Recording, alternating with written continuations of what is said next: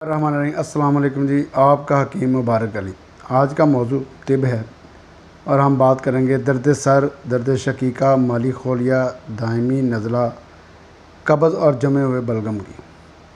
शुरू करते हैं जी। ओवल शाफ़ी दर्द सर। वैसे तो बहुत सारे लोग दूसरों के लिए दर्द सर बन जाते हैं, लेकिन हम बात करेंगे असली वाले दर्द सर की। दर्द सर भूख की वजह से भी हो सकता है, ज़्यादा ठंडा पानी या ज़्यादा गर्म पानी पीने की वजह से भी हो सकता है, खाना खाने की वजह से हो सकता है, नींद की कमी या नींद की ज़्यादती की वजह से भी हो सकता है, मैदा की ख़राबी की वजह से भी सर दर्द हो सकता है।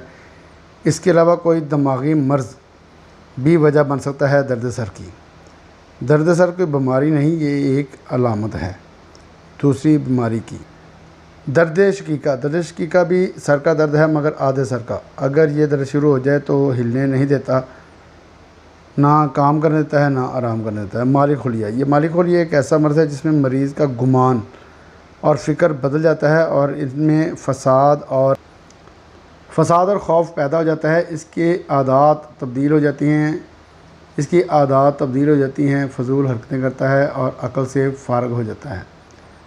दायमी नज़ला, ज़ुकाम, बलगम और कब्ज़ वगैरह। नज़ला एक आम सी बीमारी है, मगर अगर ये दायमी नज़ला में तब्दील हो जाए तो बंदा ख्वार होकर रह जाता है। ये नज़ला बंदे की जान नहीं छोड़ता और लोगों में बैठना हराम कर देता है, और अगर बलगम जम जाए तो समझ लें कि आपके खून का खाना ख़राब हो गया। अब आते हैं इलाज की तरफ। क्योंकि आपके पास वक्त की कमी है, इसलिए इन तमाम अमराज के लिए एक दवा है। अतरीफ़ल अस्तखुदूस लासानी वालों की ले लें। ये दवा आपको 50 ग्राम और 100 ग्राम के वज़न में मिल जाएगी।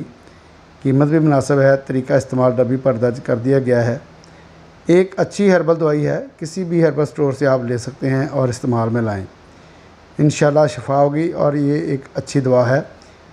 इसके इस्तेमाल के बाद आपको पता चलेगा कि ये एक बेहतरीन दवाई है। ओवल शाफ़ी। अस्सलाम वालेकुम। आपका हकीम मुबारक अली।